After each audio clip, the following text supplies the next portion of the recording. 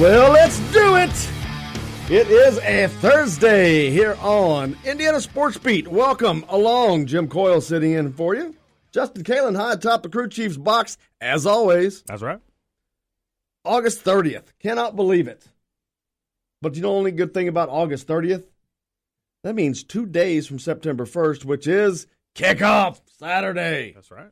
Cannot wait. Good morning, everybody. That also means we're within a month of Hoosier Hysteria. Well, yeah, actually inside now. Yep. So, absolutely, September 29th, that is going on. September 28th is what? Scramble? That's right. Pigs.com Golf Scramble. Can't wait to play in that. Looking forward to it. Hope you're having a great start to your day. Thanks a lot for taking us along wherever you may be going, whatever you're doing. We're grateful to be a part of it. We appreciate it. Make sure you shoot in your questions or comments today on the text line.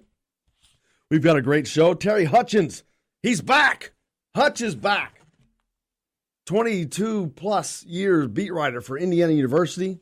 He'll be joining us each and every week throughout the football and basketball season, as he did last year. He's back for more. Stu Jackson from thehoosier.com, Indiana Rivals, will also be joining us today. So we've got a great show. Tomorrow, three-time national champion Indiana soccer coach Todd Yeagley. Come on. We'll talk about the start of the soccer season. As they, he's talking about starting off. They played Wake Forest and North Carolina, two top five teams. They lost to Wake Forest in double overtime. That was last weekend. And they beat number 3 North Carolina 1-0. So I'm sure they didn't like the loss, but still, it's not a bad way to start the season. So looking forward to that. But all kinds of great things. Saturday is kickoff Saturday. I can't wait. So many great college games. Of course, Indiana Hoosiers taking on Florida International at 7. And our watch party at Bubba's 33 in Clarksville. Can't wait for that. Giveaways every hour on the hour. So looking forward to come on out for that. But also Louisville taking on Alabama that night at 8 o'clock. Also Michigan and Notre Dame.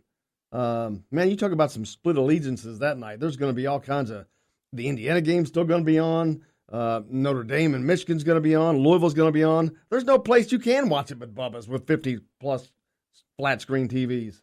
You'll be sure to catch them all. I'd like to. That's if I won the lottery, that would be my – I would have a man cave. That's the one thing you would get? Well, that's the one thing I would definitively have. Heard. Because it would be a 6 TV man cave. You don't need more than that. But there Can't would watch be more than 6. There would be 6. There would be one large one and one smaller ones around it. Oh, I'd have to do it right. No doubt. Actually, and the studio would be there. We would be broadcasting from home. Not bad. I'll assure you the vacuum cleaner would be ran daily. Oh, mercy my. Let's get to the headlines. And Justin. All right, here are your headlines for this August 30th on this Thursday. Brought to you by Billy Joe's Gas and Food Mart, located on Highway 150 in Floyd's Knobs. Make sure to stop in for your breakfast, your gas, or your lunch special. $4.99 spaghetti and meatballs with garlic bread today. Saw you there this morning, Jim Coyle. Aaron Rodgers signs a 4-year, $134 million extension with the Green Bay Packers. Could be worth $180 million in total money. His 14th season for Aaron Rodgers, once again making him the highest paid player. Teddy Bridgewater gets traded from the New York Jets to the New Orleans Saints. And the Brewers' Christian Yelich last night hits for this first career cycle, this time against the Reds. Goes 6 for 6 in the ballgame last night. Those are your headlines, brought to you by Billy Joe's Gas and Food Mart, located on Highway 150 in Floyd's Knobs. Don't forget, $4.99 today, spaghetti, meatballs, and garlic bread. That sounds delicious. And what a bargain. $4.99, yeah. Gee whiz. We'll steal. And they're making it right now. Teddy Bridgewater to the Saints. I think that's a good move for him. Drew Brees he's still at the top of his game, but that's going to fade away very quickly. He's been in the league, 13, 14 years, 15? No, Rodgers has been in the league for 14, so Drew Brees has got to be 17, 18. Wow. Which is incredible. And the fact that he's still He's still at the top of his game. But what happens is they can usually take that right to the edge, and then it just falls off. When they get to the end, they're at the end. It's like they can maintain it right up until then, and then it's gone. Yeah. You think of Peyton Manning. Right up to the end, then his was more injury because of the injury and whatnot. But when it goes, it goes. Look at Tom Brady, still at the top of his game right now. 41 years old. I have a feeling that's going to change. It will. This year. Yeah, you know what? I was thinking that same thing. It's odd.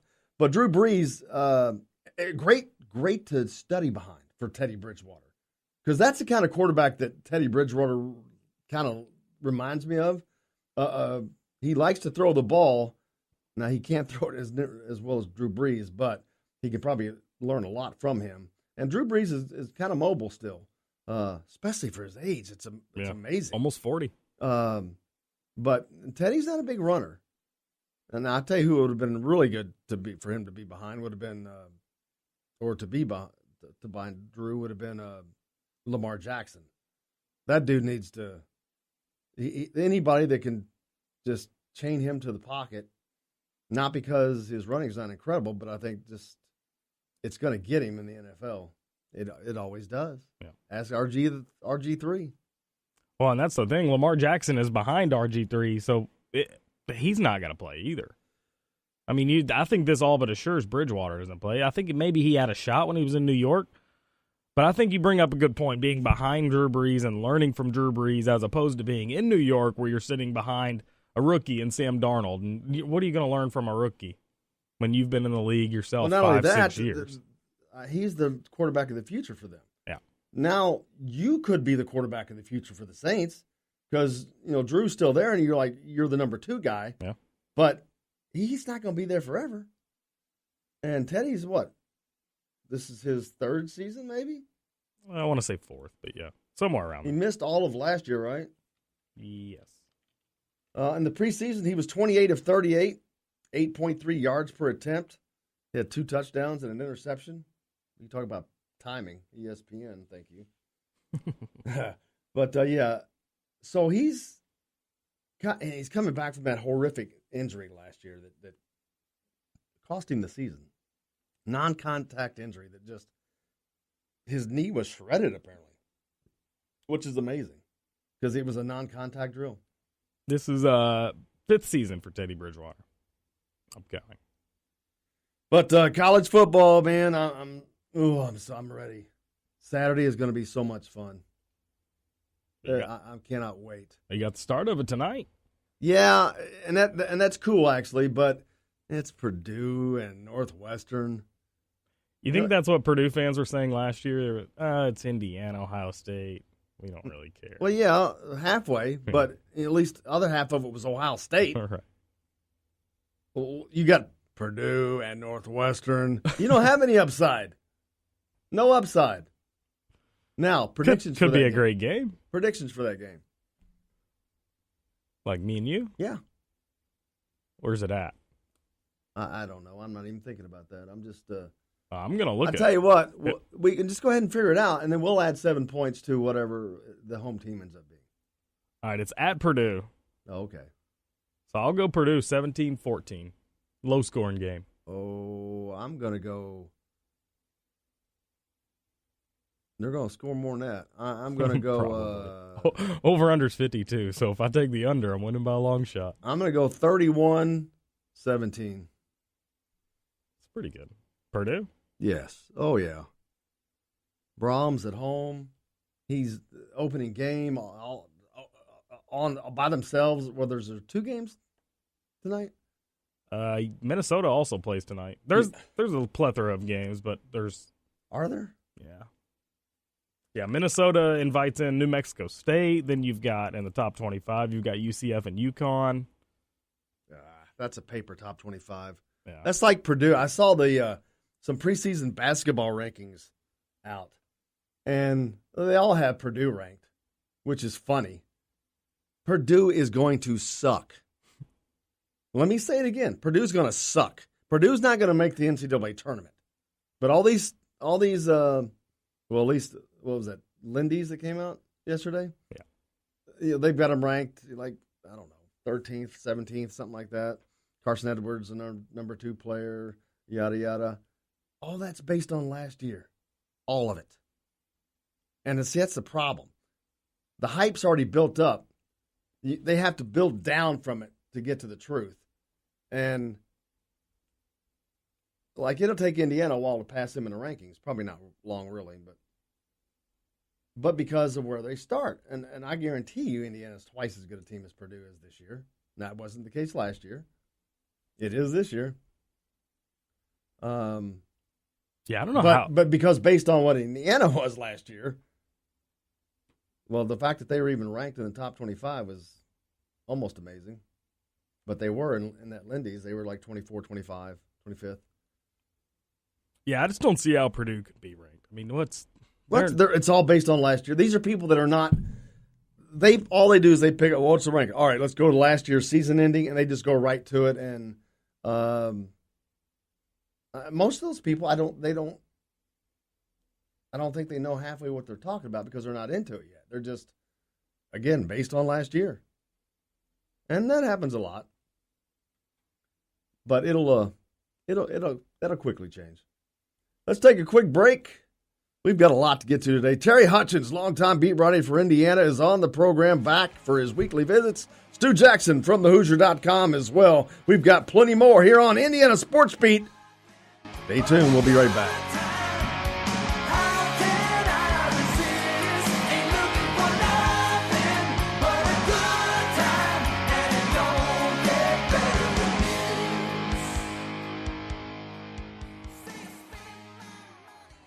If you want to get your day off to a good start, then stop at Billy Joe's Gas and Food Mart on Highway 150 in Floyd's Knobs. While you're filling your gas tank, you could fill your own tank with a hot breakfast or try one of Billy Joe's daily lunch specials. Billy Joe's Gas and Food Mart opens at 5 a.m. and everything is made fresh daily. And if you bring your own mug, coffee is only 50 cents. And Billy Joe's also has free air. The best place to start your day is at Billy Joe's Gas and Food Mart on Highway 150 in Floyd's Knobs. Hurt in a car? Call Sam Aguiar. At Sam Aguiar Injury Lawyers, we're proud that so many of our clients recommend us to other people who need our help. It means we must be doing things right. And it's a great compliment to know that so many people trust us to take care of their family and friends. So thank you, Louisville, for spreading the word and making us your choice of law firms. Hurt in a car? Call Sam Aguiar. 888-8888.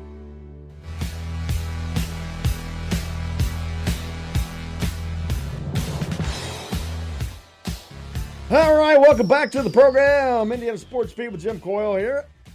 Matt Weaver from Pigs.com joins us now, the football guru for Pigs. Matthew, how are you, sir?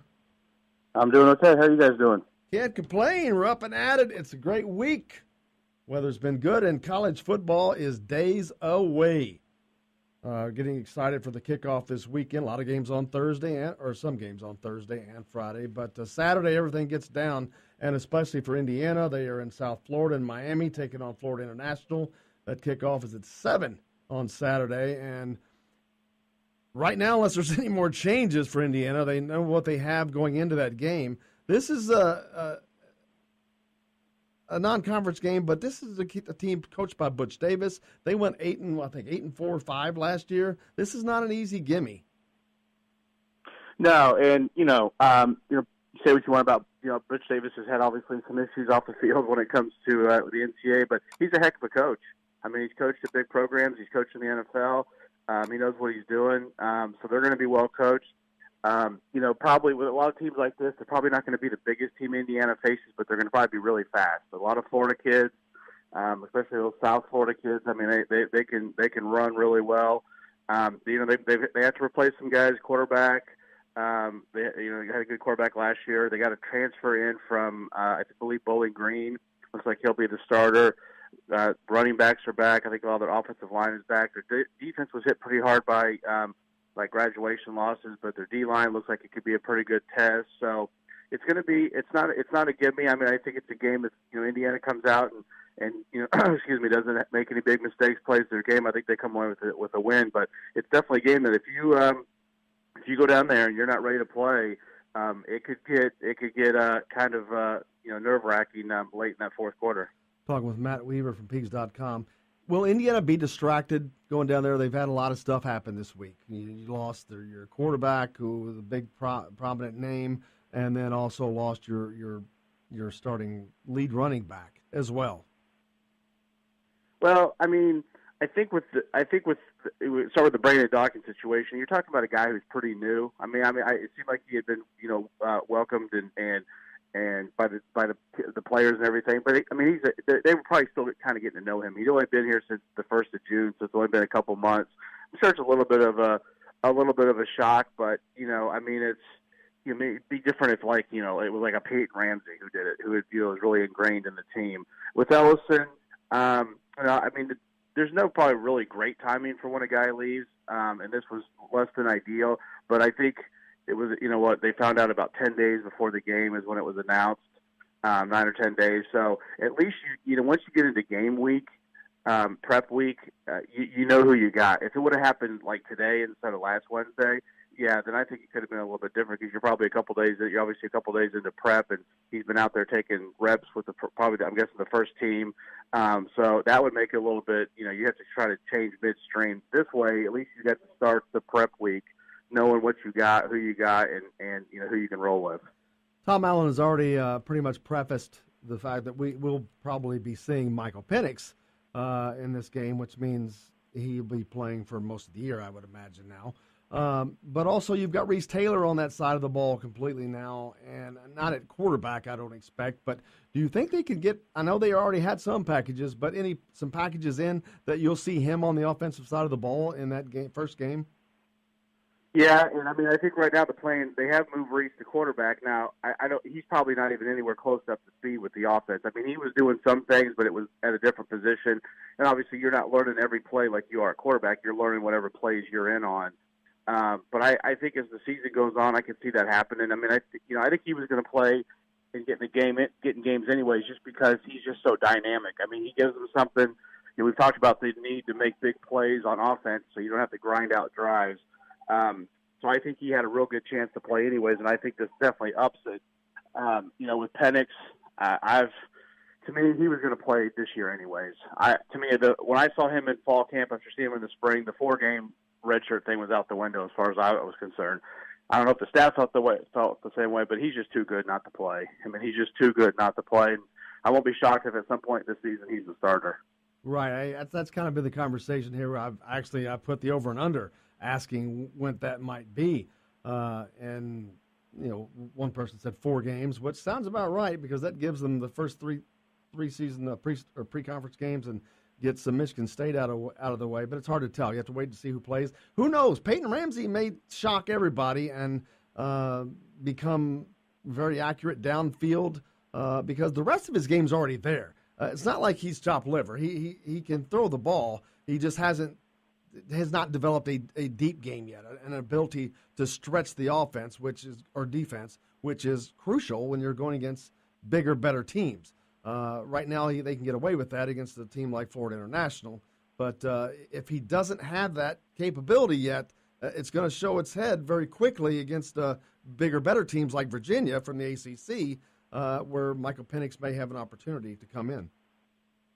Yeah, and one thing I have noticed, arm strength, being able to throw football or baseball, whatever it is, you're basically, you got what you got, whatever you were blessed with is what you got. But there are things you can do to improve your arm strength a little bit. I've growing up played baseball. If you develop your lower half, your legs, that can, get your body stronger. You can throw the ball a little bit better. And I think he's done that. There's a ceiling for him. It's, he doesn't have a Michael Penix or Nate Sudfeld type arm, but I think it's gotten stronger. I saw him throw some deep balls in practice that I don't think he could have thrown last year. So we'll see if that can translate to the games.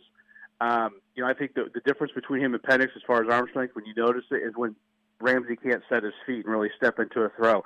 Penix can just snap his wrist and throw an absolute frozen rope.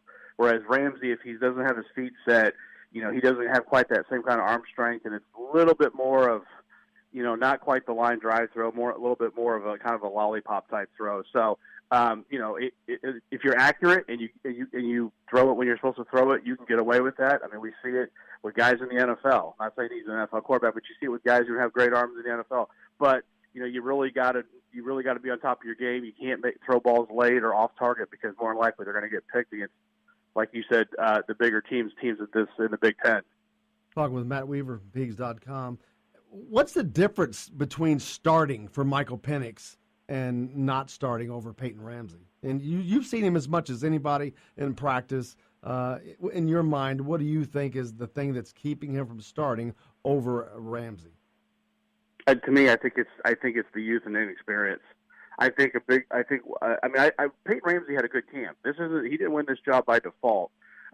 He played well in camp, but I think the comfort level the staff has gave him a little bit of an edge. They know what they got with Peyton Ramsey. I mean, we've seen it. He played, started 3, 4, 5 games last year, played in some others. You know what you got with Peyton Ramsey, and he's improved himself, as I mentioned earlier, physically, and he's gotten better. Michael Penix is the most talented quarterback on the roster. Maybe you can make the argument he's the best quarterback. I think at some point this season he will be the best quarterback on the roster.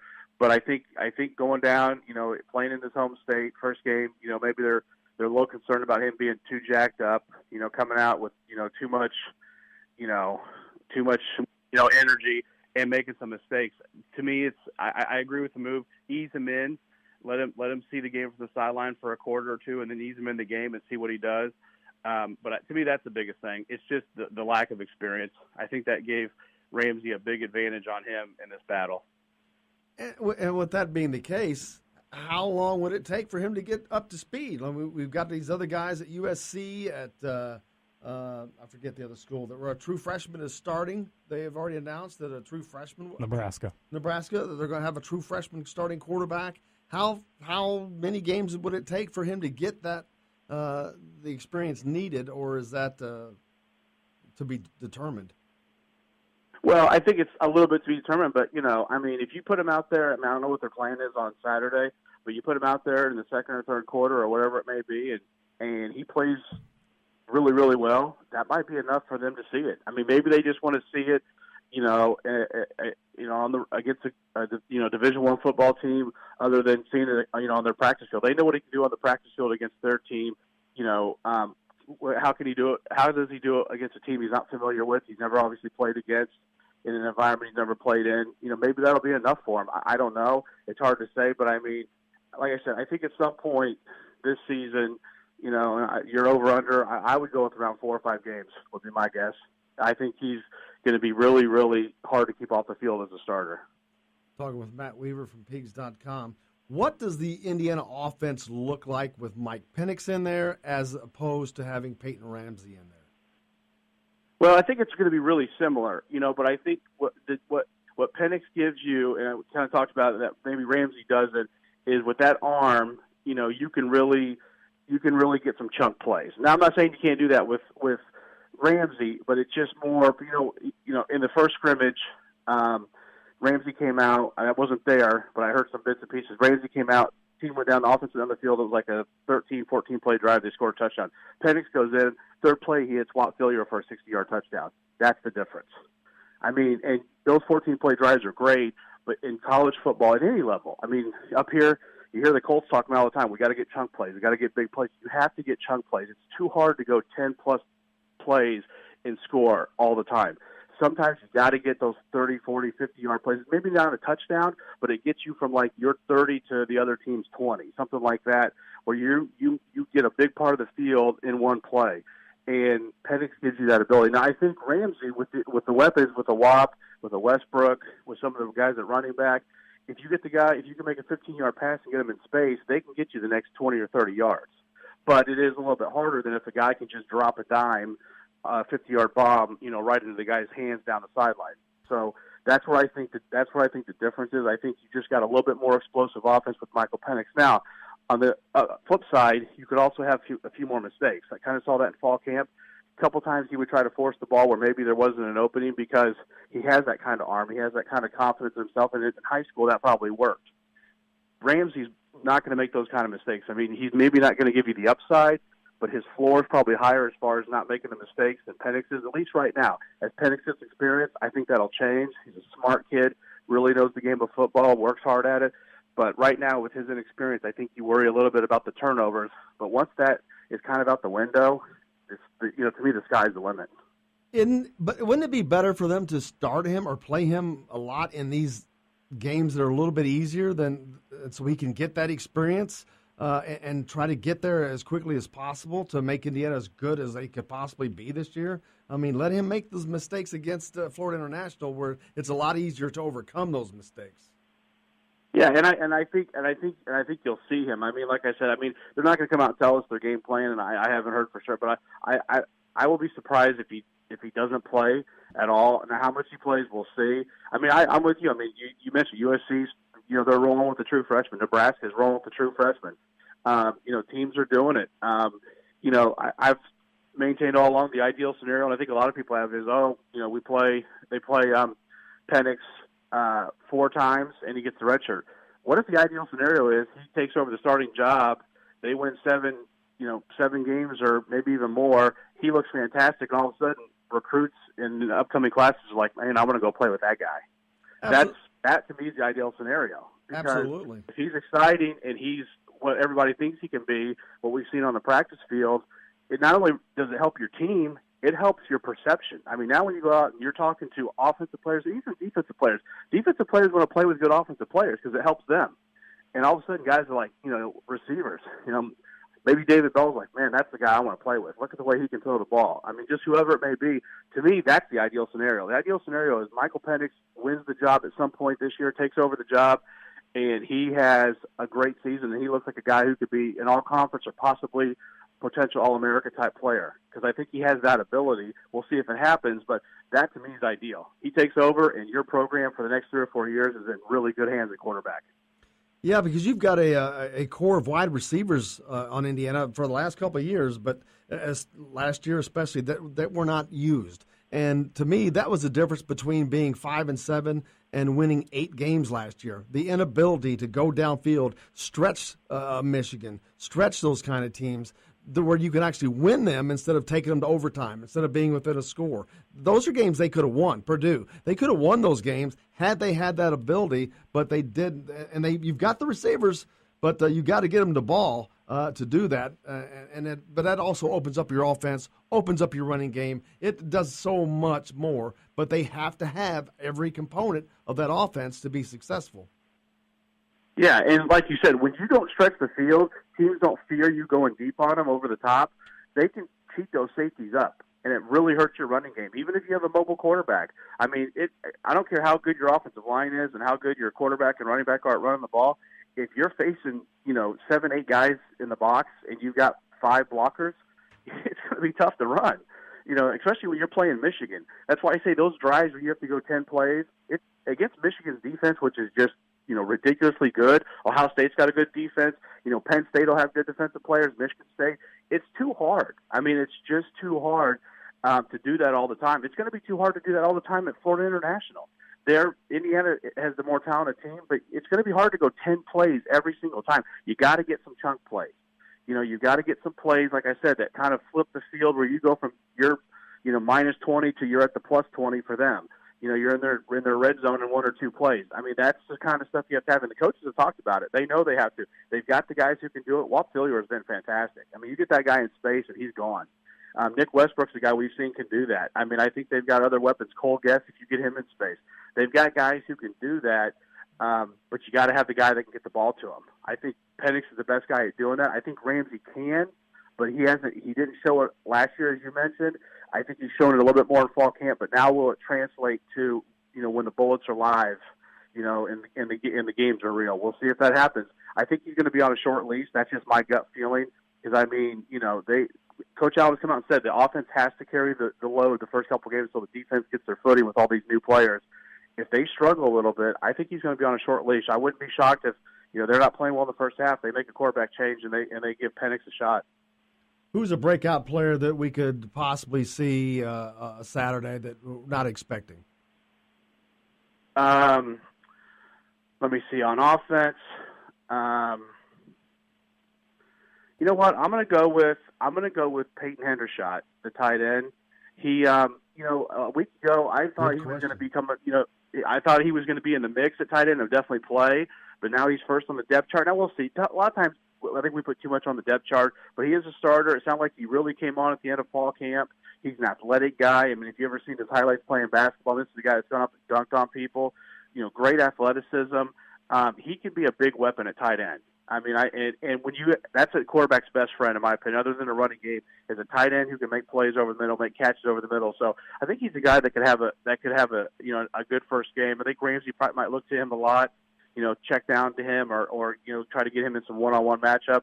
On defense, I think Khalil Bryant. I think he's going to rotate, but I think Khalil Bryant is a guy that I think is going to have a nice year. Now, they got a lot of safety depth. He's starting, but they're going to rotate in Bryant Fitzgerald, and Devin Matthews, the freshman.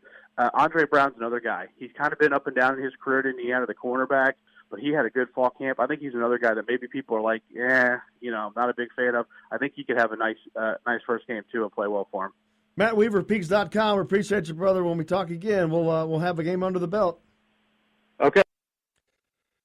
And we'll be back with more here on Indiana Sports Beat. We've got Terry Hutchens coming up today, a longtime beat writer for the Hoosiers, and Stu Jackson from thehoosier.com. We've got a lot more to talk about as well.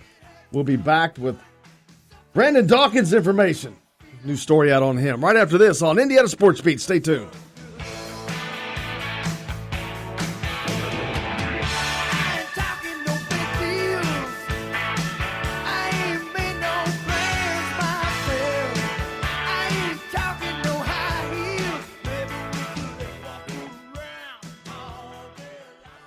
This is Jim Coyle. When I'm not on the road covering the Hoosiers, you can find me at Bubba's 33 on the northeast side of I-65 at Veterans Parkway in Clarksville. Bring the team in for that post-win meal in the family dining area or just meet friends for happy hour. Bubba's has bold burgers, hand-tossed pizzas, mouth-watering wings, and a list of select local craft brewers for the coldest beer in town. Bubba's 33 in Clarksville. Burgers, pizza, beer.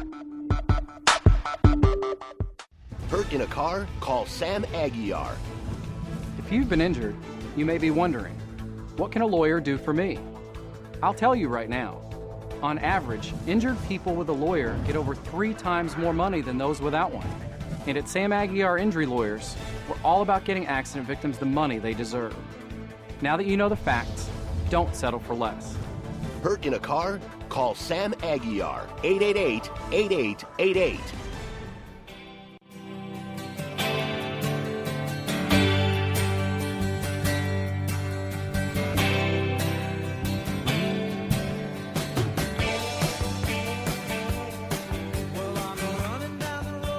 Hey, Welcome back. Indiana Sports Beat. Jim Coyle here on this Thursday. We've got Terry Hutchens joining us today, longtime beat writer for the Hoosiers. Joins us each and every week as he does during the season. Starting off this week, Stu Jackson's with us also from thehoosier.com. A lot of information out yesterday, a lot of talk in regards to Brandon Dawkins, who left the Indiana program, the much ballyhooed grad transfer from Arizona, who many people, and myself included, thought that he would easily win the starting job for the Hoosiers, only to find out that wasn't the case. And now we're finding out maybe there's more to the story. I definitely do not want to downplay this in any way, and for it to be perceived that not taking it serious. If you saw the report late yesterday that Brandon Dawkins is taking a break from football for his mental health, saying that his mental health had deteriorated, and he alluded to some depression. But I'm just wondering, did that just come out again after he lost the starting job? Or is that why part of what was going on with him? well, I thought it was pretty telling in the post that he had where he said one part, he said, growing up, the most important thing to me was football, and I loved playing the game. Well, the last 2-3 years, I lost that joy. But he also lost 2 starting positions. And that's true, and that could help you lose that joy. Yeah, that's what I'm saying. I don't want it to be perceived that I'm not taking it seriously. I am, because it is very serious, and I get it. Was he just struggling through that, and that's what part of why he did not click? I don't know. That's a question, but it's just kind of convenient for that to come out after you quit and walk away for a second time. Yeah. But there could be a very, very legit reason. Regardless, hope he gets healthy and just everything works out for him. Well, and if that was the case, that he was dealing with some stuff emotionally and he truly didn't enjoy the game of football anymore, it kind of makes sense, right? Why he didn't get the starting job in Indiana, why he was behind in terms of the playbook, why he was behind physically. He just wasn't putting his all into it anymore. Yeah, and for it doesn't. I guess it's neither here nor there, because it is what it is. Hopefully he gets healthy, no matter what. That's the most important thing, and Indiana needs to move forward. I'll tell you who Indiana needs to get as quarterback. How about Jalen Hurts from Alabama? If he loses that starting job to Tua Tagovailoa. Oh, I got it. Oh, that was not right. It is too. Thought it was Tagovailoa. That's not what I said. You were close. That's what I said. Just a little accent. Tagovailoa. But if he loses that starting job, he's a sophomore, right? Yep. He ain't staying. There's no way he's staying for 3 years at Alabama as a backup. He's one of the best quarterbacks in the country. Man, and the good thing is, he's not going to be going to an SEC team. Right. Whew. Hurts is actually a junior. Wow, I didn't realize he was that old. Yeah, I thought him and Tua were the same age. It'd still be worth having. But how about that? They haven't came out and named a starter yet, have they? No, They haven't. But Tua's a Heisman favorite. Well, see, that's all based on the dude played half a game, man. All right. He's the Heisman favorite off of half a game. No, he's not the favorite. He's one of them. Well, it's okay, regardless. Half a game. Now, that half a game was the last half of the national championship as a freshman, which is pretty damn impressive. But, again, it's all based on hype. Because he played a good half a game on the best team in the country, why does that make him a Heisman favorite? It's ridiculous. That's just crap. It's just, that aggravates me. I don't think there's a great Heisman Trophy candidate this year. Not Bryce Love? Well, I mean, he's a good one, but he's not a great. You don't have, like, last year you had guys that really stood out. Bryce Love was one of them. He was, and he is again, but he's got to perform. He's just say it. He plays at Stanford. Just say it. Well, that has nothing to do with it. But he's probably as close to anybody as there is as being that and McSorley at Penn State. But again, to me, that's on name. Yeah. What did he do? What has he put up a bunch of flashy stats? No. There's no Deshaun Watson. There's no Lamar Jackson. And Deshaun Jackson, of course, didn't even win the Heisman. But probably is better than a lot of Heisman winners. He did kind of get,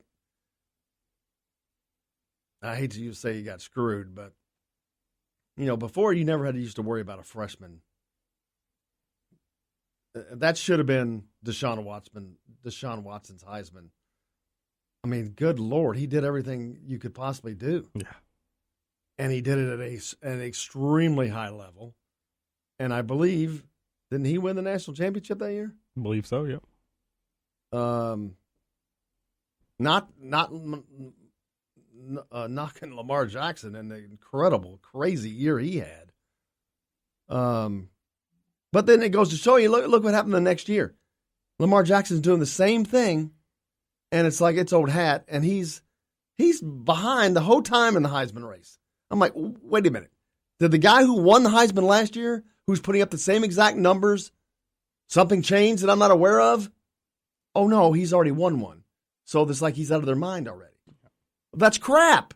This is not give everybody a trophy. They didn't want to do it because they don't want to ever give 2 back-to-back like Archie Griffith has at Ohio State. They don't want that to be broken, which to me is he the only one? Yes. Yeah.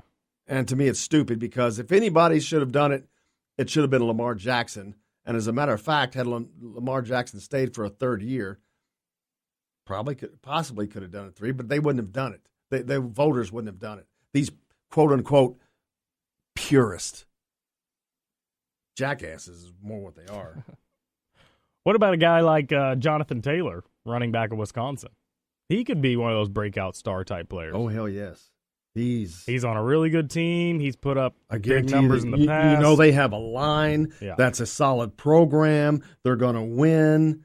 Yeah. The only thing that hurts him, he's up there up north, and Wisconsin's not exactly what you'd call flashy. Right. But that doesn't bother me. But the flash sure seems to get the cash. Mm-hmm. You know, I go back to Anthony Thompson in 1989, runner-up to the Heisman Trophy winner, one of the closest votes ever, to Andre Ware from Houston. Houston was not very good back then, but they were doing that run and shoot. He was throwing up video game numbers every week against nobodies, while Anthony Thompson was toiling away on a so-so Indiana team against the Big Ten, against Michigan, against Ohio State, against Penn State, against all these teams. Wisconsin, I think he had 300 yards rushing against Wisconsin. He's doing this against these Big Ten teams, putting up just on an average Indiana team. He would have been the only second person ever in the history of the Heisman Trophy to win it on a losing team.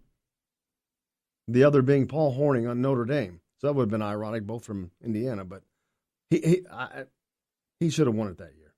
But Joker text in 502-414-1450 if you want to do the same. So the Heisman Trophy should go to the best football player, not the best player on the best team, i.e. Antoine ran ridiculous numbers and didn't get a smell. Yep. Well, I'll tell you the one that really that graded my butt the most in the last couple of years, Tevin Coleman. Yeah. Okay. Only like less than 20 times in the history of college football has a running back busted 2,000 yards in a season in Division I college football. Only less than 20 in the history. Did he even make the top 5? No. Didn't even get to go to New York. Really? Again, on an Indiana team, he's doing this against Ohio State and Urban Meyer, against Michigan, against all these big-time Penn State. And he doesn't even get a top 5 invite? That shows how ridiculous it is. Played for Indiana.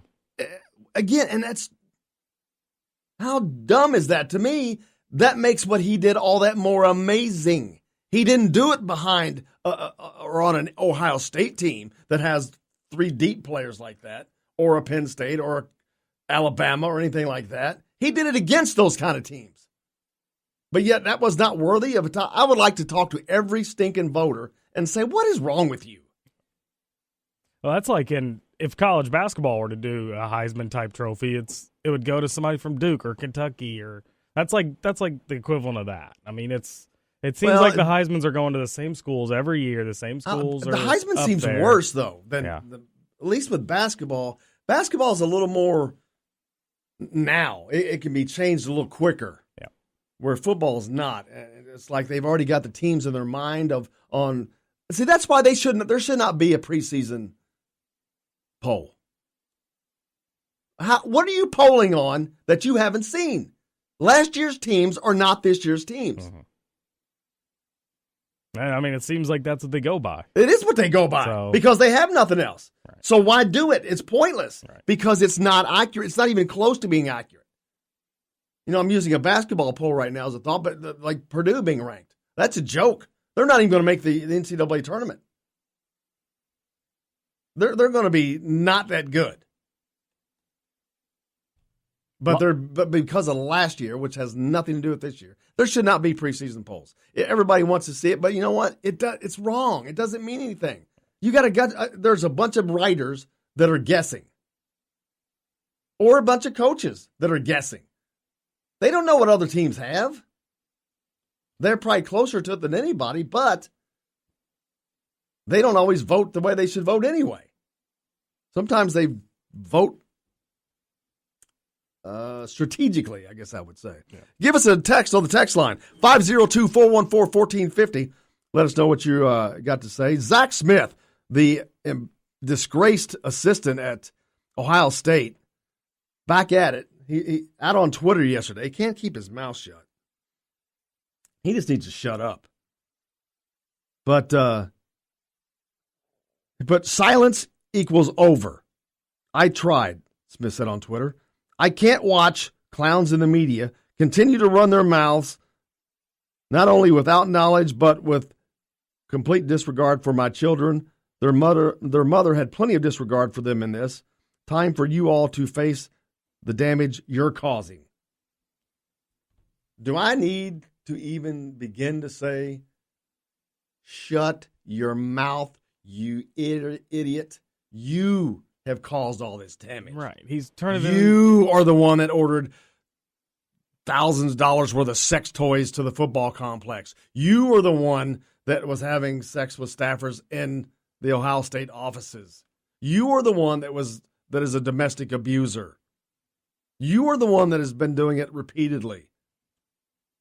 But yet it's everybody else's fault. But the media said it, and the media lies, so therefore it's not true. I'm not a abuser. Of course not. And all those police reports and pictures of a bruised and battered wife. I don't know how that happened. Well, and then fell down the stairs. The thing about that statement you just made is the fact that he's turning it into a self-loathing. Like my kids were abandoned and all this. My wife did a good enough job. He's blaming everybody but himself. Right. Like, come on, dude. He's an idiot. And this is who they protected for all this time. Urban Meyer protected this guy. This is why I think many, many people have such a problem with Urban Meyer. This is the guy he was protecting. Didn't hire him once, hired him twice. Second time, he knew about him. So there's that.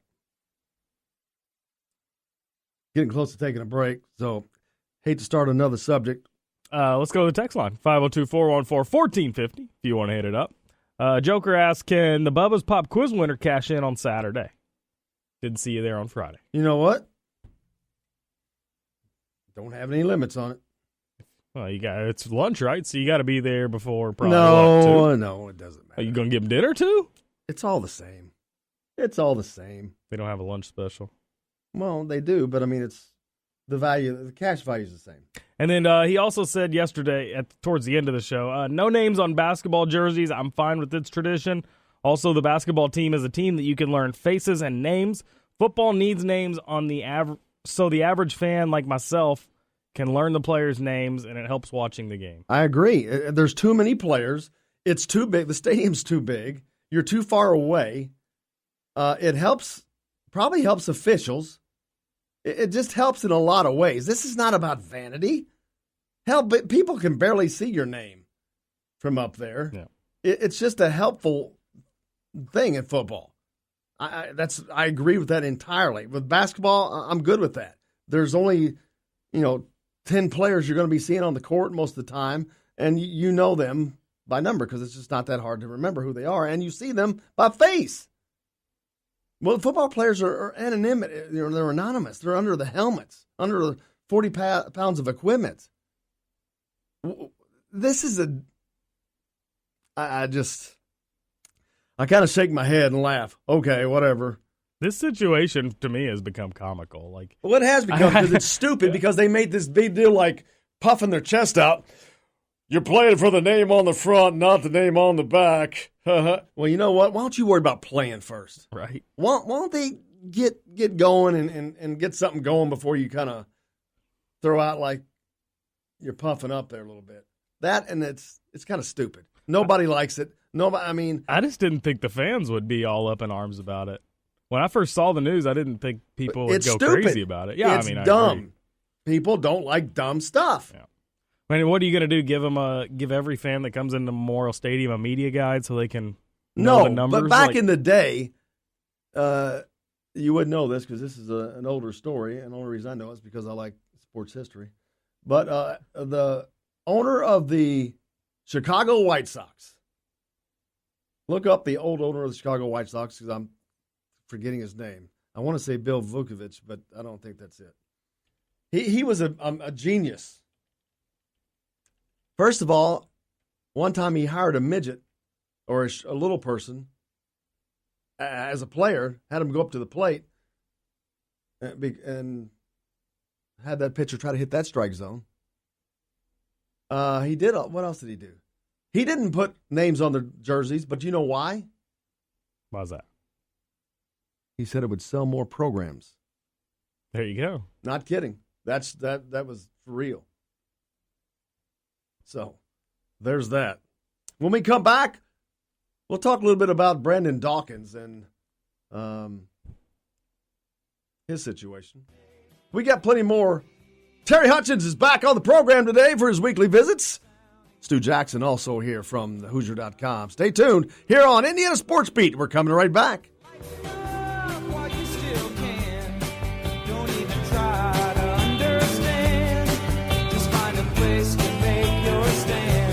Take it easy.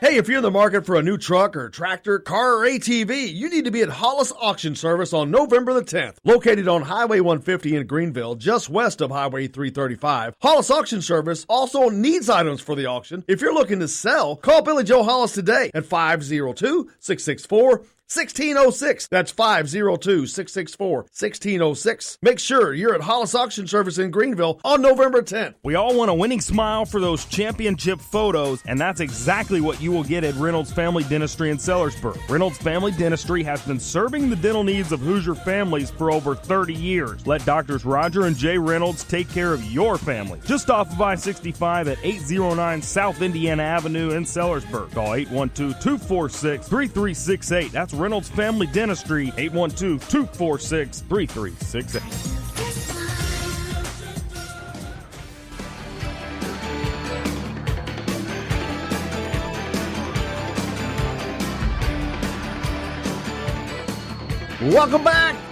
Indiana Sports Beat here on Big X Sports Radio. Thursday, August 30th. Nuts. Only great thing is September 1st is 2 days later, and that's college kickoff Saturday. We got some football games tonight, though. We talked about earlier. Purdue, Northwestern, and Purdue is an underdog at home. 1.5 points. Unbelievable. Shocking. I'm actually going to look at another betting list. I would seriously consider taking that bet. But Vegas is not stupid. They tend to know what they're doing. Not that they don't miss some, but that's kind of like a toss-up's all that is. Yeah. And, if you're going to toss it up, you got Jeff Brom at home. Come on. All right, the other site I'm on now is showing Purdue as a 3-point favorite. Yeah, it's a big difference between one. I mean, I know it's only 4 points, but when you go from one team being a favorite and then to being an underdog by a field goal, it usually doesn't happen. It's usually just a couple points difference. But you liked Purdue in that either way. I did. Yeah. Well, they're at home. Yeah. You got Jeff Brom at home. Come on, man. Minnesota, 18.5-point favorite over New Mexico State. Wow. Do you know what the spread on the Louisville-Alabama game is? Last I saw was 25, right? 27 was last I saw. But how long has it been since Louisville was a 25, 6, 7-point underdog to anybody? Long time. Probably the last time they played Alabama in or not the last time, but in 91 or whatever, at the Fiesta Bowl, when they shocked the world, beat the crap out of them. It's anywhere from 24.5 to 25.5 now. Which, that's not a lot, to be honest with you. That's 3 touchdowns and a field goal. For Alabama, that's Louisville's going to get a hell of a defensive test. And more, I guess so, an offensive test. I don't know much about them. A lot of Louisville fans are pretty excited about their team. Apparently, the receivers are some of the best receivers that have been with the program in quite some time. Well, that's saying something because they've had some good ones. Yep, and then you've got Jawan Pass, who's going to come in for Lamar Jackson. He's, from everything I've heard, he's almost just as athletic as Lamar Jackson was. Easy there. Got a nice little arm. Actually, I've heard from a couple different people that he's got a stronger arm than Lamar. So we'll see. Well, talk about U of L. New court documents show U of L basketball staffers purposely excluded agent Christian Dawkins' name from Brian Bowen's unofficial recruiting visit form in May of 2017. Oof. It's going back to that FBI business there. And Brian Bowen was the kid from Lala Muir whose family was apparently promised $100,000 or asked for, however that went down. After it, let's see, here's a question. And if I understood your testimony earlier, just getting into context, you did testify to Mr. Pence's question that you did receive a text message before Brian Bowen came to campus. From Kenny Johnson saying, leave Christian Dawkins off the visit record. I'm not sure of the verbiage, but he told me to remove Christian Dawson's name from the visit. He called him Dawson, not Dawkins. And then when the Adidas deal, compliance in Dawkins' name to the form, and then when everything came out about the Adidas deal, compliance informed me to add Christian Dawkins' name to the form. Okay, and you added his name to the form? Correct. So there was some business going on right there. That's Kenny Johnson, who has since been, he's coaching again, right? Let me see. I was trying to think. I think they all are. Jordan Fair's in the AAU circuit again, but I was actually just on Brian Bowen's page. He signed with the team in Australia. Wow. What a fall. How'd that work out for you? Right. Parents meddling in their kids. Yeah, that's right. Kenny went to LaSalle. Parents meddling in their kid. Look at this. Look what's happened to him. This dude would have been playing wherever he would have been playing in college. Had they left him alone, he'd probably be in the NBA now or be a year away from it. Well, that's the funny thing about him signing with this team in Sydney. They offered him some sort of deal when he signed his contract that they have like a pathway program to the NBA, and that they've offered to give him a spot in that. So he will have an opportunity to get to the NBA. Well, anybody has the opportunity. What pathway? What? Well, it's from what I read, it's like some special program they have to make guys' dreams come true. Basically, all that does though is that's just crap. That's just saying that's just crap. There's no guarantees there. There are no guarantees. Period. Hell, get in the G League if you want the closest path. Yeah. Well, he's probably making more money in Australia. Right. That's what I was gonna say. You don't make all that much in the G League. But look where he ends up. Did he ever play? He never even played at South Carolina, right? No. He's on the NBL's Next Stars program is what it is. He's actually the first player under the NBL's Next Stars program, which I guess is an upstart program. They got to get foreign guys into the NBA. Yeah, whatever. That's just something to draw people to Australia because it's far away. How about 10 former Hoosiers that are making a final push for NFL rosters? Our friend Mike Schumann did this up yesterday. I thought it was pretty cool. Ian Thomas, he's with Carolina, trying to make that squad. He played in 48% of the team snaps in preseason. That's a pretty good indication you're in good shape. Yeah, he's not going anywhere. No, he's a lock to make the opening day roster. And might I add, if you need a sleeper tight end in your fantasy football league, Ian Thomas could be it. If he can get in, yeah. Well, he's only behind Greg Olsen. Yeah. I've done the fantasy thing one time, and it was 20 years ago. Oh, it's horrible. And I had no idea what I was doing. I do it every year, and I absolutely hate it. I'm like, because I just hear all these guys all the time they're putting, I'm like, man, I ain't got that kind of time. I do that for this. Yeah, it sucks. Richard Fant of Chicago, he had a frustrating time in the spring dealing with an injury that caused him to miss the NFL Combine. And those frustrations have carried over to the summer. Fant hasn't been able to see the field for the Bears, and very analysis suggests that he probably won't make the team, unfortunately. He does have a last chance in Week 4 against Buffalo. Chris Covington, Indiana wishes they had him back at linebacker. No doubt. Had 3 tackles, including 1 solo in Week 3 in the preseason against Arizona. He's in a very close battle to make the team, and it may come down to the Week 4 game against the Texans on Thursday. The decision may ultimately hinge on how many linebackers the Cowboys decide to keep. That'd be a cool spot to land, man. Michael Hunter of Denver, a defensive back, he didn't play for a second straight week. It appears he's headed to the cut list. Robert McCrae's with Kansas City, a linebacker. He impressed in Weeks 3 against Chicago with 3 solo tackles. He isn't appearing on any of the Chiefs' 53-man roster projections, though.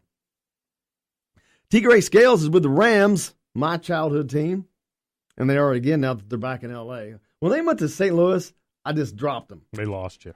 They did, and I don't know why. It wasn't like a purpose thing, but it just never felt. I'm like, no, can't do that. It's the L.A. Rams, man.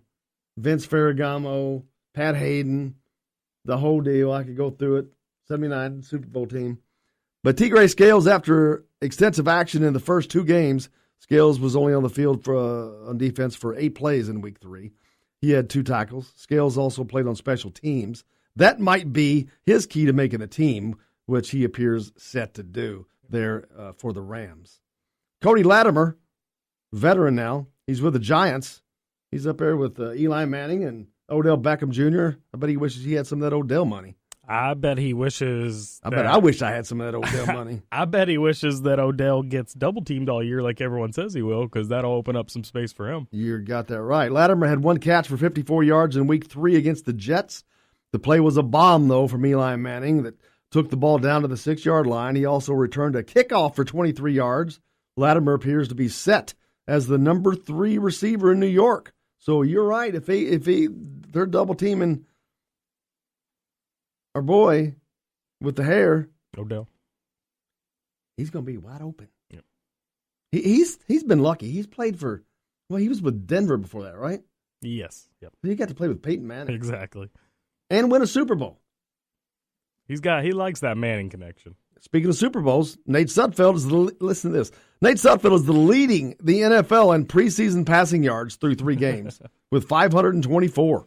I bet it's not even close. That's a 3rd-string quarterback. Yeah. 3rd string. Do you think Indiana would like to have him back? Absolutely. Jeez.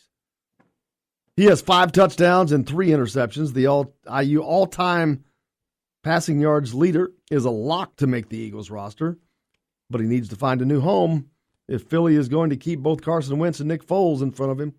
Yeah, most NFL teams don't have 2 decent quarterbacks. They have 1, but their backup is usually not that good. To have 3 like this, yeah, they're living rich. Simi Cobbs is with the Skins. He had 1 catch for 18 yards and a touchdown in Week 3. Overall, he has 4 catches for 34 yards and a touchdown. Doesn't appear to be on any projected rosters. That's surprising. Yeah. A little bit. You know, he's the one that always was making the one-hand catches. Yes. Yeah. Well, yeah, that's crazy. Yeah, it would have been nice if he got to show off a little more if they'd had a quarterback last year. He really his last 2 years were not offensively. Indiana was not good. He probably could have been. I bet he could have been a first-round draft pick had he had Nate Sudfeld at quarterback. Sure. Let's take a break. When we come back, we're going to be with Stu Jackson from thehoosier.com. All that and more coming up here on Indiana Sports Beat with Jim Coyle. Boys and free my soul. I want to get lost in your rock and roll and drift away. Give me the beat, boys, and free my soul. I want to get lost in your rock and roll and drift away. Won't you take me away? Hurt in a car? Call Sam Aguiar. When you hire a lawyer, you deserve to be treated with courtesy and respect. At Sam Aguiar Injury Lawyers, these are more than just words. It's how we treat each and every client who walks through our door. You want a lawyer who cares enough to listen, but you also need a lawyer who knows how to win. With us, You don't have to choose. Hurt in a car? Call Sam Aguiar, 888-8888.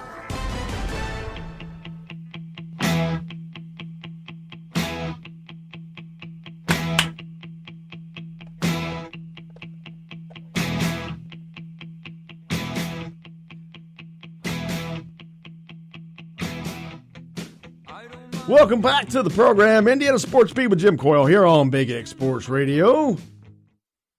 Justin Caitlin, you can leave the music going.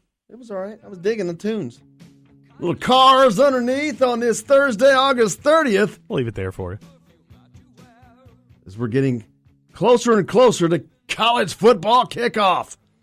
It actually happens tonight. Thursday with Purdue and Northwestern kicking things off tonight. There's UConn playing as well. Tomorrow night, Michigan State is playing. And then Saturday, it all cuts loose. Michigan taking on Notre Dame, Louisville, Alabama, and Indiana Hoosiers taking on Florida International down in South Florida in Miami. You can catch that game right here on Big X Sports Radio. Coverage begins at 6 o'clock with Don Fisher. Kickoff is at 7. And head out to Bubba's 33 in Clarksville for the watch party.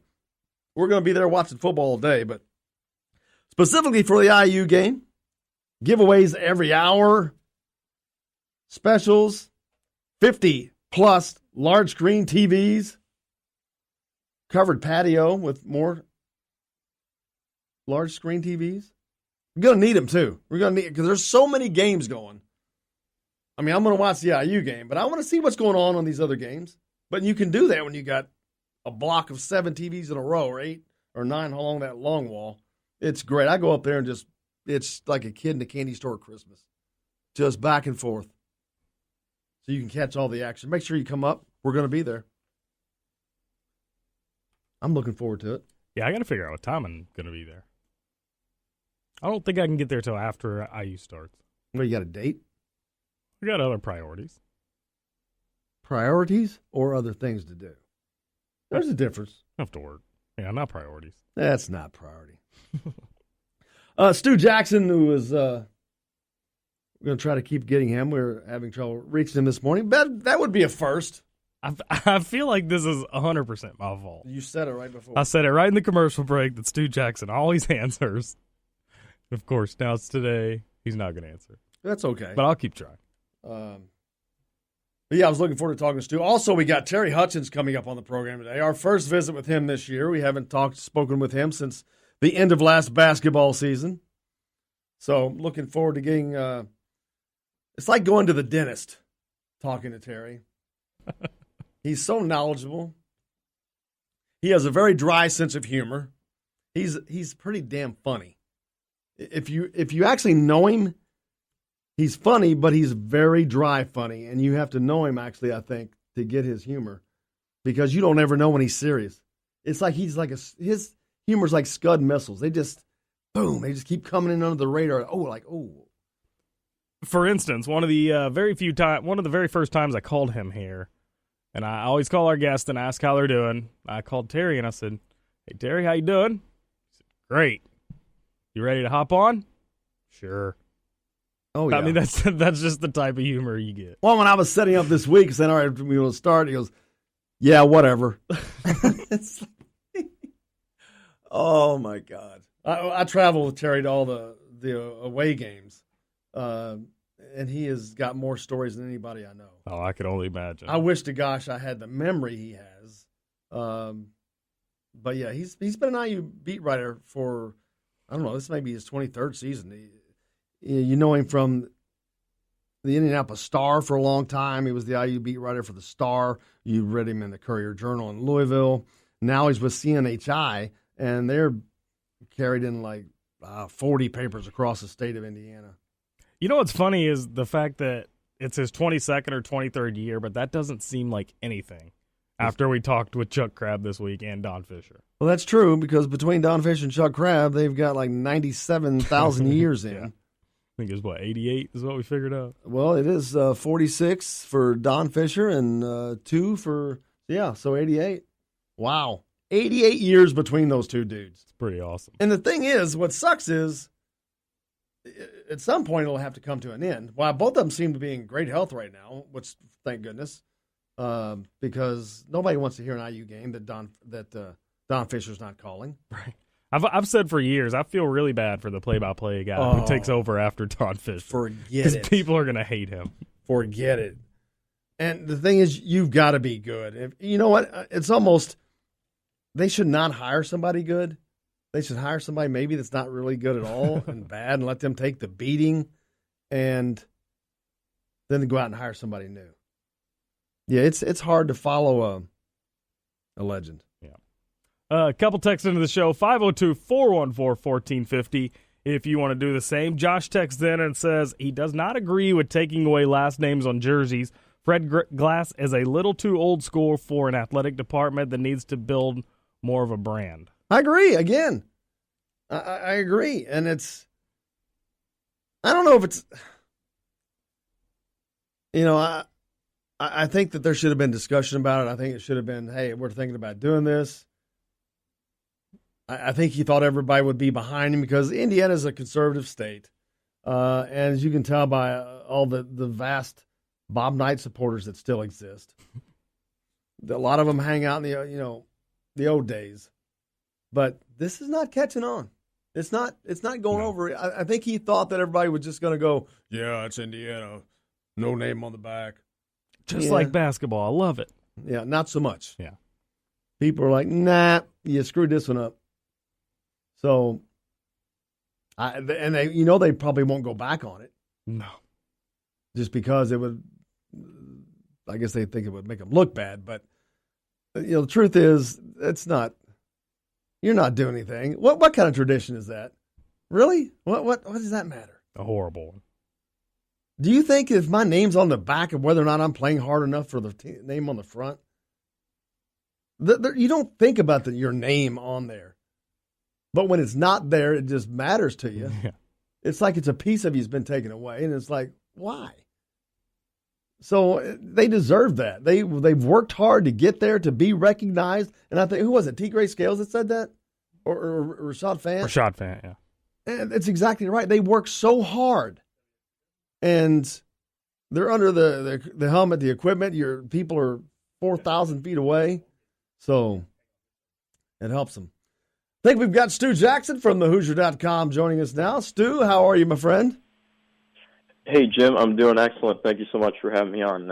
What's happening? Oh, we're just getting ready for football, man. We're getting close. We're 2 days away from the Hoosiers. Actually, play starts tonight. Purdue at home against Northwestern, and one service actually had Purdue as an underdog, which shocked me. But football's getting underway. That's all that matters. I guess the big thing that came out right now I'd talk about is Brandon Dawkins. The story that came out about him yesterday, what he released actually, in regards to his own mental health, which sheds a little light on how things played out, but still not sure. Did that come after he lost his starting job, or was that something he was dealing with the whole time?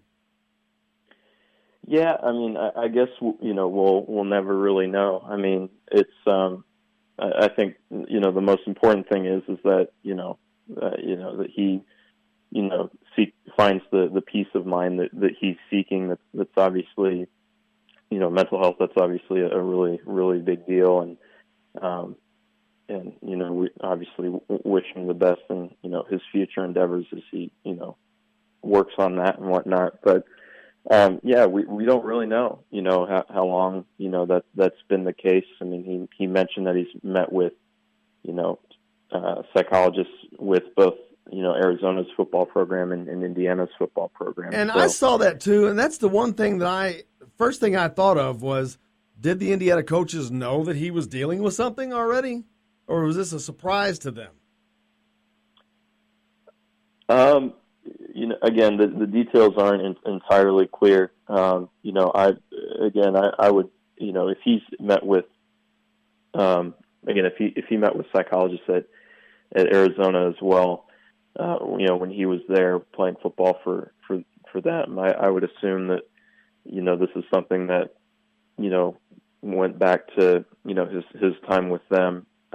Whether the Indiana coaches knew, honestly, that's really hard to say. Well, and now as we move forward, Indiana 2 days away from their opening game in South Florida against Florida International. Peyton Ramsey is the starting quarterback, but of course, I fully expect to see Michael Penix. Tom Allen has said, don't be surprised if you see him. So I think that's a certainty that you're going to see him, not only for this game. I think you're going to see him in every game. But then, how are we going to see Reese Taylor? Are they going to unleash any? Are they going to keep that under wraps for now, or it's going to be very interesting? And then I guess the other question is the defense. How the defense is going to perform. Yeah, so I'll start with Reese Taylor first. Tom Allen mentioned on his radio show last night that they plan to use him all over the place. He's obviously listed as the third string quarterback on the depth chart right now because he replaced Dawkins after Dawkins left, but he'll be playing cornerback. What his role looks like on offense, as far as the all over the place that Allen alluded to, that kind of remains to be seen. I do know that I think it'll be something that adds a little bit of excitement and intrigue to the season opener Saturday because nobody really knows what that looks like or how they plan to use him, which I think will be really, really interesting. And defensively, I mean, I'm really going to be watching to see how the linebackers play, just because you lose two guys in T. Gray Scales and Chris Covington, who accounted for nearly 22% of the tackles from last year.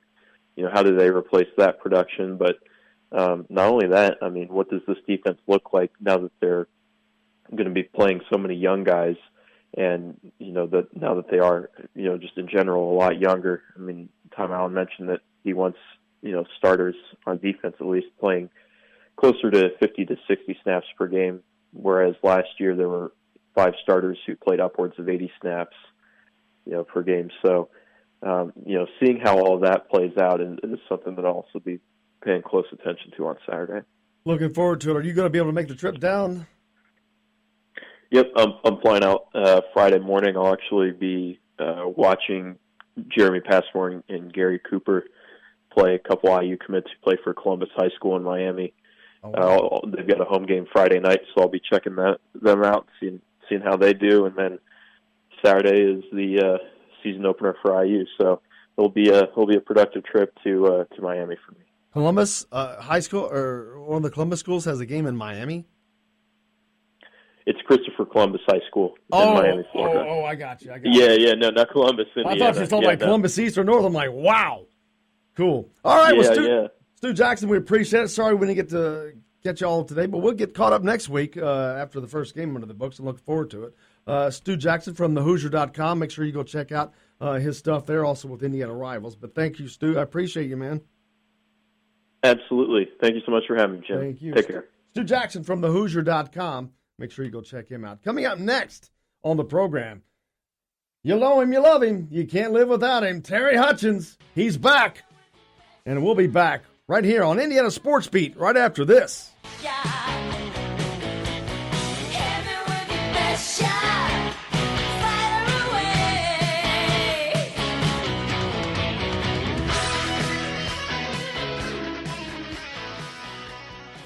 This is Jim Coyle. When I'm not on the road covering the Hoosiers, you can find me at Bubba's 33 on the northeast side of I-65 at Veterans Parkway in Clarksville. Bring the team in for that post-win meal in the family dining area, or just meet friends for happy hour. Bubba's has bold burgers, hand-tossed pizzas, mouth-watering wings, and a list of select local craft brewers for the coldest beer in town. Bubba's 33 in Clarksville. Burgers, pizza, beer.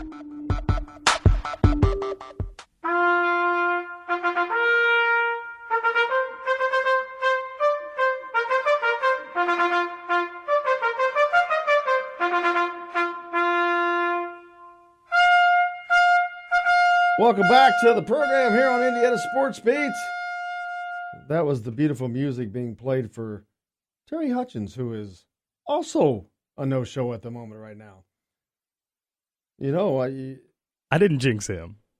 Well, you did by playing the music first. You should have waited till you had him to then play the music. Just a thought. But Thursday's not been treating us very kindly today. Terry's sleeping and not used to getting up this early. Got to get him accustomed to it. Yeah, he's not an early riser. Well, he doesn't like it. Trust me. When I sent him the reminder last night, he goes, "What?" Act like he didn't know anything about it. He goes, "What time?" Like he didn't know everything. He's like, "Okay." He's a goofball, but we'll continue to try to reach him to get Terry on here.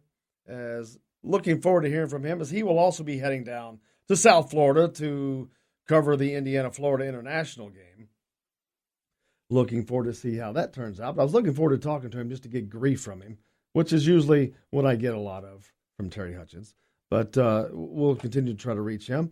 And make sure you tune in to Big X Sports Radio this weekend. The Hoosiers taking on Florida International on Saturday. The coverage will begin at 6 pregame with Don Fisher. You can also, I wonder, is that Purdue game tonight on VW? I'll have to find out. I know that they carry some of Please those hold. games sometimes. So was that to me? Yeah. Oh, okay.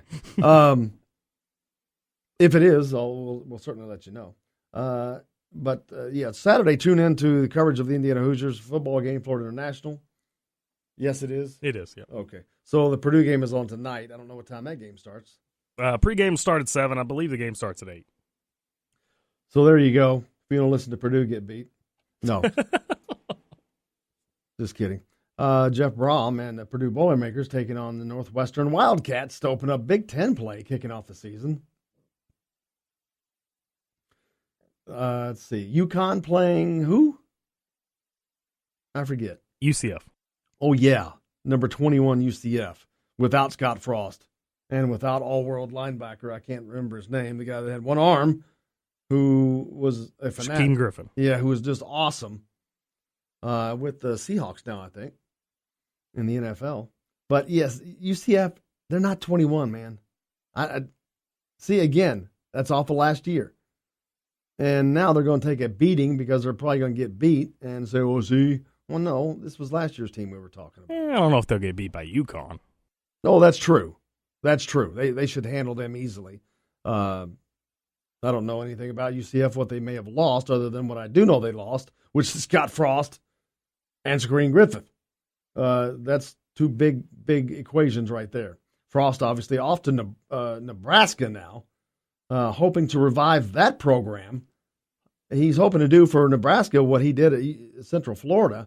And if he does, he will do what no one else has done since they've been a member of the Big Ten, which they've been kind of a disappointment in the Big Ten in football. They've not challenged for that Western Division yet.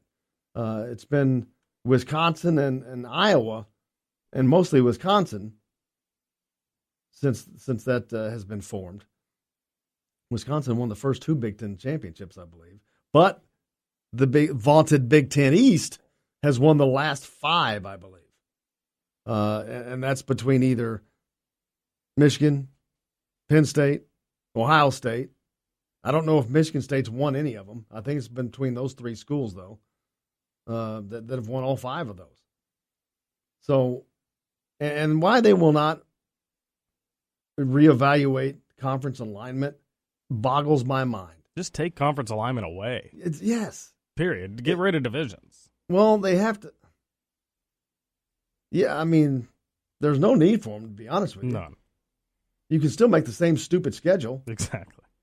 But you don't have to, everybody doesn't have to play like Indiana has to play Michigan, Michigan State, Penn State, Michigan, Ohio State every year. You think Indiana football wouldn't love a year where they get to play Iowa, Northwestern, Illinois, and here's Ohio State? Yeah. 1 instead of 5. And yes, and maybe get to play Rutgers and Maryland along the way too. Right. Instead of having to play the NFL. I mean, gee whiz. It's a gauntlet. But we got Terry Hutchens on the line here for a couple minutes. Let's see what Terry's got to say. Hey, Terry Hutchens, how are you, my friend? Good. How are you? Oh, great. Looking forward to the start of the college football season. It actually gets underway tonight with Purdue and Northwestern, but the Hoosiers are on the road this weekend in a game that has had a few interesting tidbits with the quarterback, running back, and now with Brandon Dawkins coming out yesterday with the revelation of him dealing with some mental health problems. Yeah, I tell you what, that whole situation was so puzzling because, when you went through camp, it was a situation where you really felt like, this is a kid that, was at Indiana, the whole second chance for him, but at the same time he was, continuing to tell, to say that, I just want to do what's right for the team and I want to help the young guys and all the different things. And so you went from that to, Peyton Ramsey getting the job, and then all of a sudden 3 days later, Brandon Dawkins telling Tom Allen that he was leaving the program. So you felt like something really wasn't adding up. You wanted to be a little cautious in your speculation on what was going on until you'd heard the other side. And so, like you said, when you heard that, maybe it makes a little bit more sense. So now you just kind of feel for the kid and hope that he's able to get all of that figured out. Yeah, because a lot of people, myself included, thought that he was going to come away with a starting job because of experience and all of that. And that when that wasn't happening and it appeared to continue happening, it's like he was always a step behind catching up, whether it was with the playbook or being out of shape. It continued to linger, and I was like, what's going on? But I never thought anything like this, and so it does shed a little light on the situation because it was very puzzling at the time. Yeah, because, I was in the same camp as you were coming in, thinking that really, if you're going to bring a fifth-year guy in, he's going to play. You don't bring that guy in thinking that he's going to be, wearing a baseball cap and carrying a clipboard on Saturday afternoons. And so when it didn't happen the way, you thought it was going to happen, because you figured they would have given him every possible chance. But I'll tell you what, watching them in practice throughout camp, well, you could make a pretty good argument that Michael Penix Jr. was as good as anybody. And, and the fact that Ramsey wins the job, he has looked, I'd say vastly improved over the guy we saw last year. So, in both of those guys, you had two solid guys competing, and Dawkins just seemed to be having trouble hanging with those guys. So, yeah, the quarterback situation has been really interesting. Now you're in a situation where, what you have is you have two guys. You have the third guy in the room now, and Reese Taylor being moved to the quarterback spot. But so now you've got still a really interesting quarterback room, but it's also a really young room compared to what it was when you had a guy like Dawkins in there. Yeah, and hopefully that Peyton has enough experience, but I don't know how long it's going to be before Penix. I think that he's biding his time to get some more experience and game experience. I'm going to be surprised if he's not the starter before midway point of the season, personally. Well, the thing there is that, with that new redshirt rule and your ability to play a guy, for 4 games as a true freshman and him still not lose his eligibility, it could be really interesting to see how they utilize those games, because maybe it's a case where you feel like you can get enough out of Peyton Ramsey this year and you don't have to burn that year. And I mean, that would be the ideal situation, to find a way to, use Michael Penix enough to give him the kind of experience he would need. And then maybe he's a 4-year starter next year or beginning next year, and you've been able to, bide some time with Peyton Ramsey this year. Now, I'm saying that without really knowing what Peyton Ramsey's going to do too. I mean, he may make it very difficult for Penix to get on the field for all we know. So I just think it's an interesting situation, because the big thing on Ramsey in the past was arm strength, and that seems to be one thing anyway that has been addressed a little bit, and he's really worked on that with the new strength and conditioning people. And so here's a guy that all of a sudden, if he could even throw that 15, 20-yard pass consistently with a group of receivers like he has with Westbrook and Luke Timian and Walt Fillior, you would think that he could really take a step in his game. And so I think that's kind of what we're going to look at first, is just how much has Ramsey improved over a year ago. And then, if it's not measurable or considerable, then I could see your theory that we could be looking at Penix by mid-year. Yeah, it's he certainly has all the pieces around him. He's fortunate. He's got a great line, first of all, which is probably the most critical part of the whole deal. He's got a good running game, even though it's taken a little bit of a hit, and he's got a great core of receivers, experienced receivers around him. That he's got the opportunity. If he can take advantage of it, he can do well. But I still wonder if his best is enough to beat teams like Michigan or Penn State and those kind of teams. Yeah, I'm with you on that. I caution using the word great when you're talking about that line. I mean, they're definitely experienced. There's no doubt about it. Lots of experience there. And, lots of Big Ten experience across the line. I mean, but at the same time,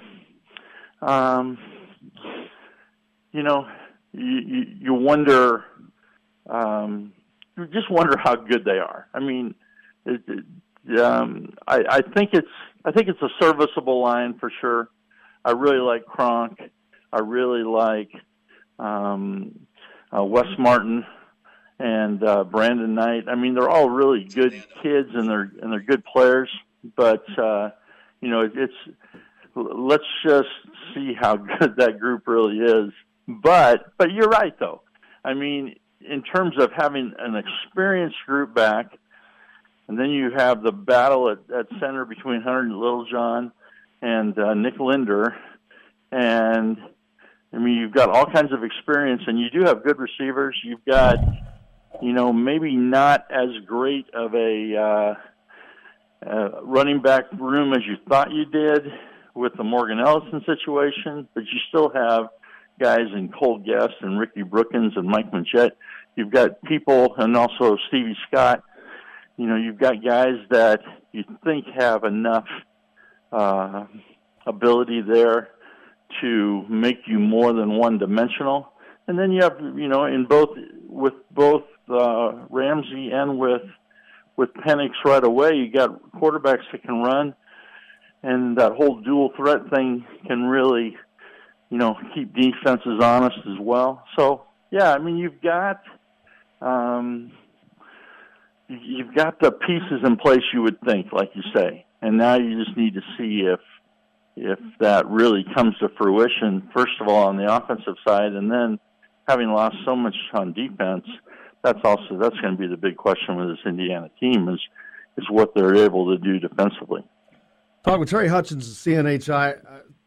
Tell us, where can everybody find your, I know CNHI is on about 40 different papers around the state of Indiana. Any other ways to find you as well? Yeah, I appreciate that, and maybe it grew overnight, but I don't know. We do have 140 newspapers nationwide. We have 13 in the state of Indiana, and places like Jeffersonville, New Albany, and Kokomo, Terre Haute, Anderson, Logansport, Greensburg, Washington, Goshen, all over the place. And so, yeah, you can go to any of those papers' websites and see my work there. And then my Twitter account is at Indy Sports Hutch, and then we also usually put all my stories up there as well. So yeah, one way or the other, you should be able to find my work. And make sure you do that. This is what, your 23rd year as the beat writer for IU? I like the way that you add years to everything, and I appreciate that. Well, you're so experienced. You're so experienced. It's actually 20. It's my 21st year, but it's like we had an availability with Fred Glass this week, and he kept talking about, hey, I know you veterans in the room will remember this or that, and I kept thinking to myself, all that means is that it just means I'm old. I mean, but okay. Well, Terry Hutchens, we appreciate you joining us this week and looking forward to it now. We've got the season going. We can't wait. You're going to Miami, I assume? I am. All right. We'll look forward to talking to you next week and see how that turned out. And until then, we'll wish you the best and look forward to talking to you then. Okay. Thanks, Jim. Thank you. Terry Hutchens from CNI.com. Make sure you check out his work all over the place. And Indy Sports Hutch, of course, on Twitter. You can find him. We appreciate him joining us. Let's try that again. Where's he from? CNHI. There we go. What did I say? You said That's it, but you mumbled it all together. Yeah, there's too many. And thanks for all the texts. We got covered up today, but we appreciate it, and we will get to the ones tomorrow that we didn't get to today. Actually, we can maybe get to a couple now. Oh, hit them. We still got a minute. Hit them up. Hit them up. So. We got a text in from my dad. Says, sounding good as always. Joker says, tonight is one of the few days you will hear me say, go Cats. Huh? I guess he's talking about Northwestern. Northwestern, yes. He also said, question, does Donner Fisher retire at 50 years? Then who does it become, Buck Sir or Todd Leary? Well, those guys were color guys, man. Yeah. Play-by-play is a different story. And neither of those two for play-by-play. But I liked Todd, I'll be honest with you, on the color. All right, is that all the text? There were a couple more. Tim T asked if there was any feedback from Zeke Najee's visit this past weekend. I hadn't heard anything. Not me either, but remind me tomorrow we'll talk to Drew Davis. We'll get up to date on recruiting. So make sure we remember to bring that up tomorrow. That sounds good. And then also, did you see the clip where the football team had a dunk contest? Latimer was throwing down some unbelievable dunks and asked if he was on the basketball team while in school. I don't think so. He was throwing down dunks where? One of the practices. Are you talking about for New York? No, he was at an assembly hall. I'm assuming this is when he was in school. Oh, okay. So, very cool. Yep. No, those guys are all just great athletes. All right, that's going to wrap it up for us today here on the Internet Sports Beat. Stay tuned. Kentucky Roll Call comes up next with TJ Walker, Nick Roush, and Trevor Kelsey. For Justin Kalen, this is Jim Coyle, and I'll see you on the radio.